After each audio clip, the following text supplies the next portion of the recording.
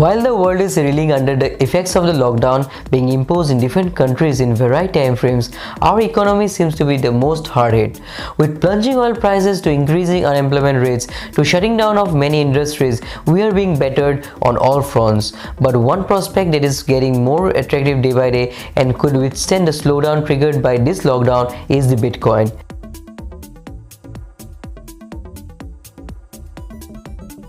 Bitcoin is a cryptocurrency. It is a decentralized digital currency without a central bank or single administrator that can be sent from user to user on the peer-to-peer Bitcoin network without the need of intermediaries.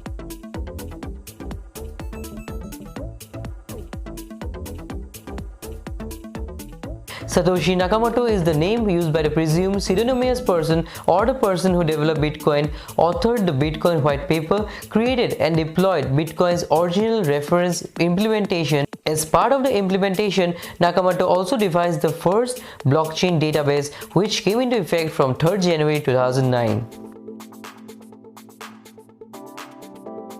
So you would wonder that since every country has its own currency, then why the need for a new one? Well, crypto enables cross-border trade. Now say you are an Indian doing business with someone in Japan, it might just be more efficient to buy Bitcoin and transfer it to someone versus buying Japanese yen and sending it to your business partner in Japan, giving the almost usurious rate of foreign exchange commission on transactions in foreign currencies. Also, a lot of currencies today are more volatile than Bitcoin. Think about Venezuela. For people in Venezuela, holding a cryptocurrency benchmarked to a stable currency is better than holding a currency that is devaluing in hundreds of percentage every week virtually.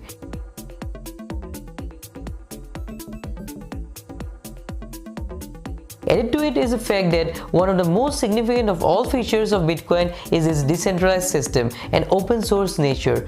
This unique feature encourages users to opt out from the burden of centralized financial services into the Bitcoin's neutral pasture field of decentralized finance provided with a peer-to-peer transaction. While more and more countries have started accepting cryptocurrencies, some countries have emerged as the hotspots of this. The US has the highest number of cryptocurrency users, the highest number of Bitcoin ATMs, and also the highest number of trading volumes globally. Many countries such as Japan and Australia have removed double taxations on Bitcoin, legalizing its use. Jurisdictions like the EU have found ways to regulate crypto asset activity to mitigate the risks and promote the benefits. India too witnessed a progressive change with the onset of digitization, with the Bitcoin being introduced in India in December 2012. The four well-known and existing Bitcoin exchanges in India are BitXOXO, Unocoin, CoinSecure, and Zeppay. These exchanges, along with a few others, came together and formed a Bitcoin association called Digital Asset and Blockchain Foundation of India, or DAFI.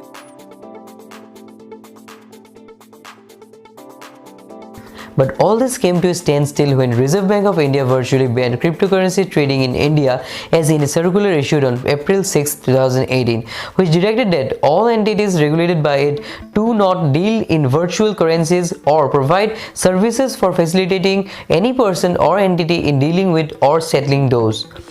Regulated entities that were already providing such services were told to exit relationship within 3 months.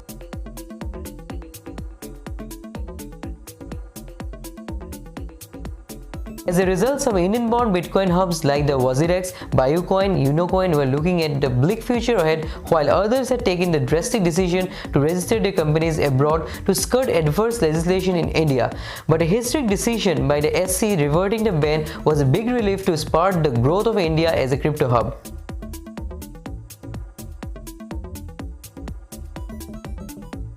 Bitcoin has emerged as the most profitable asset in these uncertain times, beating the coronavirus blues. In the week of February 20, which witnessed a global rout, India's Sensex saw the maximum drop of nearly 36% but recovered only 3.5%.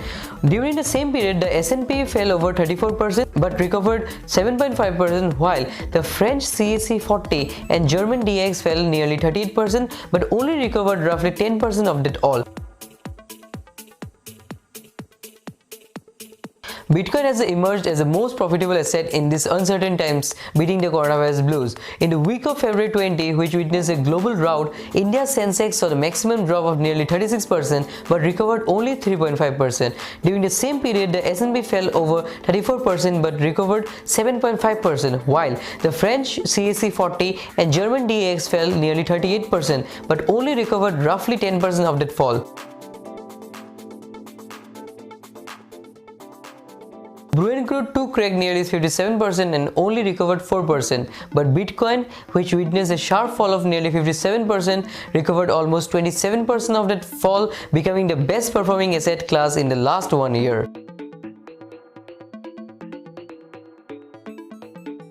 While Bitcoin is welcomed in many parts of the world, a few countries are wary because of its volatility, decentralized nature, perceived threat to current monetary systems, and links to illicit activities like drug trafficking and money laundering.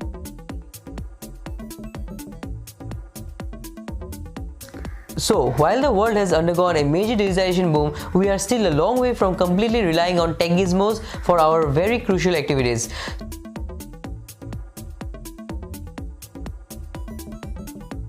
So, people are very skeptical about the future of cryptocurrencies and its relevance in our day-to-day dealings. But with major stakes sinking during this pandemic, cryptocurrency is slowly spreading its roots, and the day won't be far when instead of banks, we will be looking at these cryptocurrencies for a stable source of asset and income.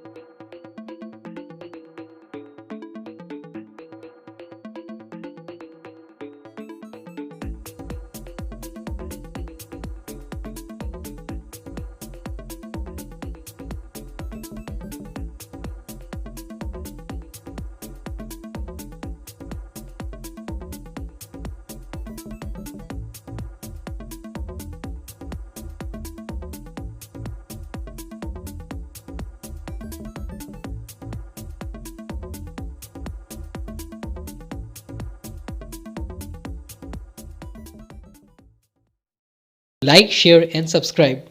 Also make sure to press the bell icon for getting notification of my upcoming videos.